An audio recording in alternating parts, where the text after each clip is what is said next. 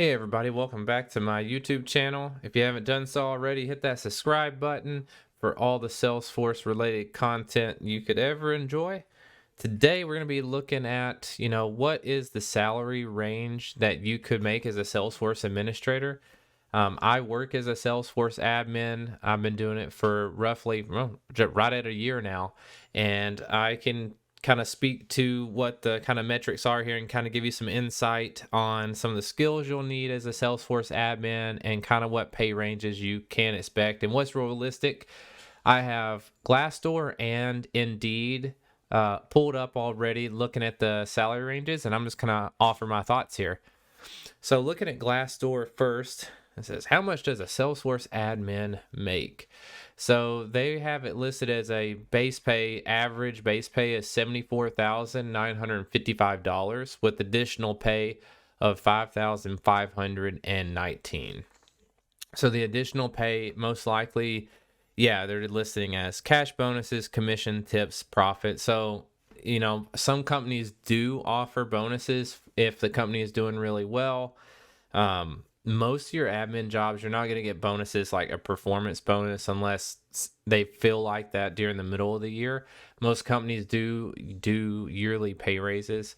But I can say this is for all years of experience. This is a very accurate average. I would actually say without bonuses, you're looking at that $75,000 to $80,000 without bonuses.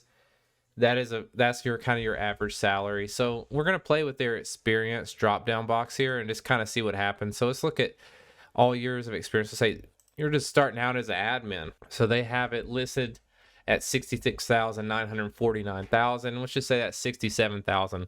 Personally, I think that may be a little low for your starting salary. If you're new into the Salesforce field, you're trying to get an admin job, you might be willing to take a lower salary, but I think in most circumstances, you're going to get a little bit more money than that for your first admin job, especially if you have a good skill set. Looking at 1 to 3 years, 65. So it doesn't really change that much here for 1 to 3. Now, this is for all industries, and we'll play with this too. And I think that's definitely low for 1 to 3 years. 4 to 6, we're jumping up to 72,000. I think that's low. And then 7 to 9, they have us at 77,000. I think overall, we do have a wide range. I think starting out, coming in, that 70 to 75,000 is a great range. If you have experience as an admin or multiple certifications, maybe maybe even the advanced admin, if you obtain that before your first Salesforce job, you might be able to squeeze out some more money. But playing with their drop downs, there's a bunch of different industries to look at as well. But you know what? I think I'm just going to go ahead and move on to looking at Indeed here and see what they say. So Indeed has the average base salary at $81,134. So a little bit more here. They got their range here, $55,000 to $118,000. Yeah, I definitely would agree. Again, that is a great kind of average base salary. I think that's great for someone that probably has that 1 to 3 years of experience in there. You're going to be around this number here. Starting out, like I said, 70,000 is a great number to get started at. You might be able to get out more. It also depends on the area. If you're in California and New York, you're going to get more money than if you're in the South or somewhere in the Midwest. You just can't demand as much money. It's not as much competition there, and they're not willing to pay that money. Not high cost of living areas. But yeah, that's a great range. They actually have some other metrics here we can look at. So like top companies for Salesforce admins in the US. So you can kind of see which ones are paying the most. That's impressive, but kind of look into any company you're looking to go into and make sure it's going to be a good fit for you. Here's your high paying cities. Like I said, California. Okay, I'm wrong. Wisconsin paying out some money here. Milwaukee, Atlanta, LA, Texas. Yeah, okay. And where do Salesforce admins earn more in the US? Let's see what we got here. So, gray's about the same. So if you look at Texas, we're looking at negative 5% salary compared to the national average. California is +8. Tennessee here, we got negative 10% compared to the average. So Florida's negative 2%. Here we go. Washington plus 10%. So yeah, so that's some pretty cool metrics. And I say these are these are pretty accurate within, what I'm seeing being in the industry myself. And then I just kind of wanted to see what Indeed had listed out here here, I'll scroll to the top for everybody. Salesforce admin skills, definitions, and examples. I just kind of wanted to see what they thought some of the skills you would need is, and then I can kind of add my input here as well. And this is from May 6th of 2022. So I actually haven't read this list, so this is I'm winging this, but we'll do live reaction. Talking about, the first one, examples of admin skills, communication skills.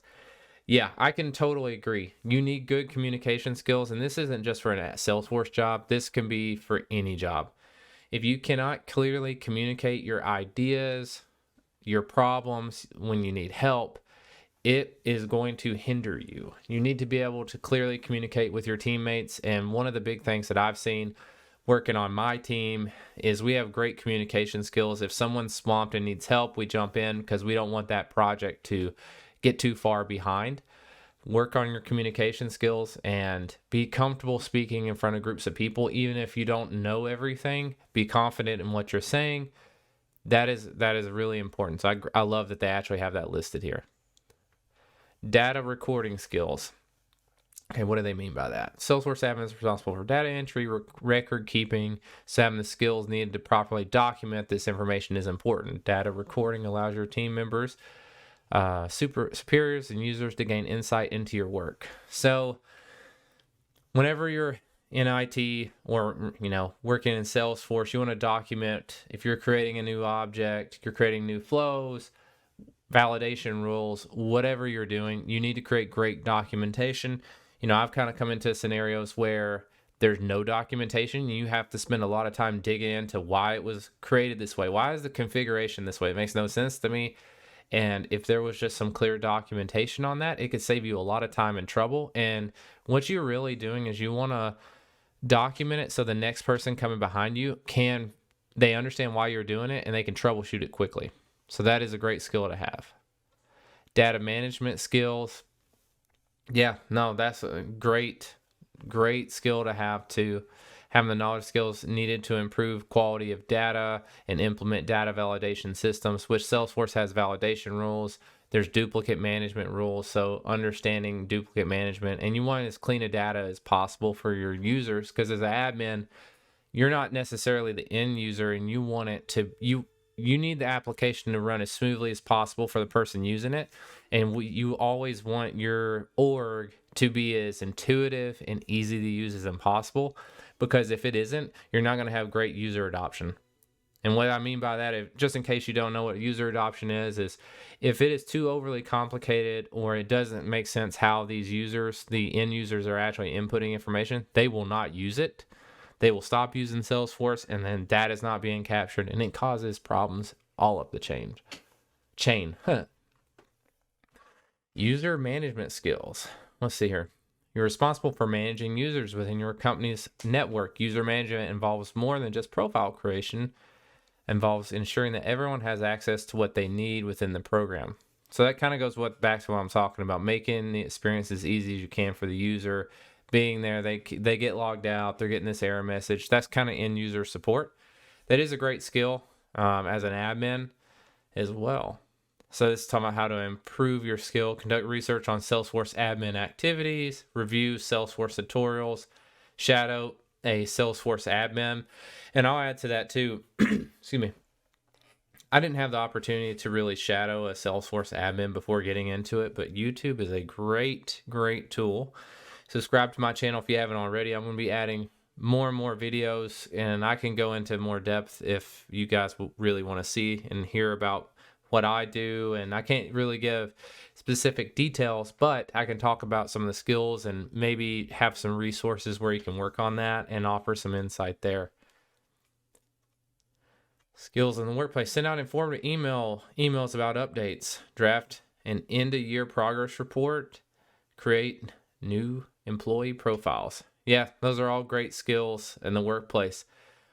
one thing you can't do is over communicate enough. And if you're doing updates, you know, for the application enhancements, you're going to want to be able to form a great, it's that communication thing, right? You want to be able to type up a great email, clearly communicate what you're saying in a timely manner. No one wants to know about the update after it's already in the org and you didn't tell anybody, and then now the users are upset. And your boss is probably upset too because they're getting escalations. So I think communication skills is underrated in any industry. So I would highly suggest not only being tech savvy, knowing how Salesforce works is awesome, but learn your documentation, how to write a good email, how to talk to people, how to diffuse situations is great as well. But yeah, that's kind of all I had planned for this video here, just kind of taking a look at the salary expectations and some of the skills Indeed has listed here. If you liked the video, smash the like button. Let me know. If you want more videos like this, please let me know. And I look forward to seeing everybody in the next one.